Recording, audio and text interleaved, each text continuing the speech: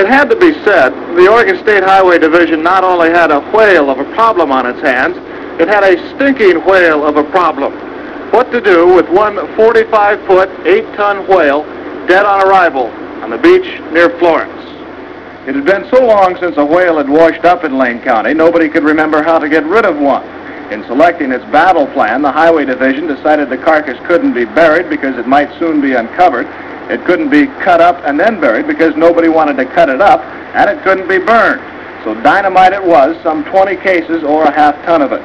The hope was that the long-dead Pacific gray whale would be almost disintegrated by the blast, and that any small pieces still around after the explosion would be taken care of by seagulls and other scavengers.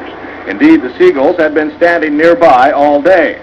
As everything was being made ready, we asked George Thornton, the highway engineer in charge of the project, for his final observation.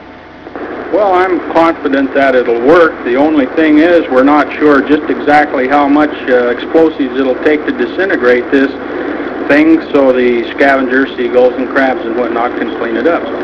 Is there any chance it might be more than a one-day job?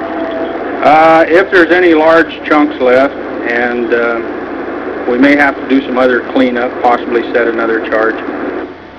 The dynamite was buried primarily on the leeward side of the big mammal, so as most of the remains would be blown toward the sea. About 75 bystanders, most of them residents who had first found the whale to be an object of curiosity before they tired of its smell, were moved back a quarter of a mile away. The sand dunes there were covered with spectators and land lubber newsmen, shortly to become land blubber newsmen, with the blasted blubber beyond all believable bounds. Did you get a wild?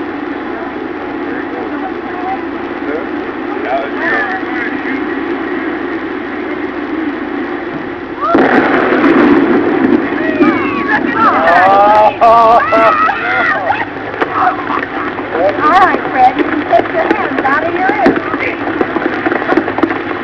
Here comes pieces of... Our camera stopped rolling immediately after the blast. The humor of the entire situation suddenly gave way to a run for survival as huge chunks of whale blubber fell everywhere.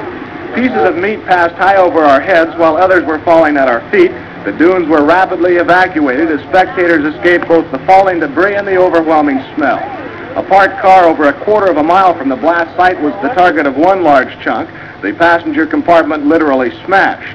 Fortunately, no human was hit as badly as the car. However, everyone on the scene was covered with small particles of dead whale. As for the success of the effort, well, the seagulls who were supposed to clean things up were nowhere in sight, either scared away by the explosion or kept away by the smell. That didn't really matter. The remaining chunks were of such a size that no respectable seagull would attempt to tackle anyway. As darkness began to set in, the highway crews were back on the beach burying the remains, including a large piece of the carcass which never left the blast site. It might be concluded that should a whale ever wash ashore in Lane County again, those in charge will not only remember what to do, they'll certainly remember what not to do.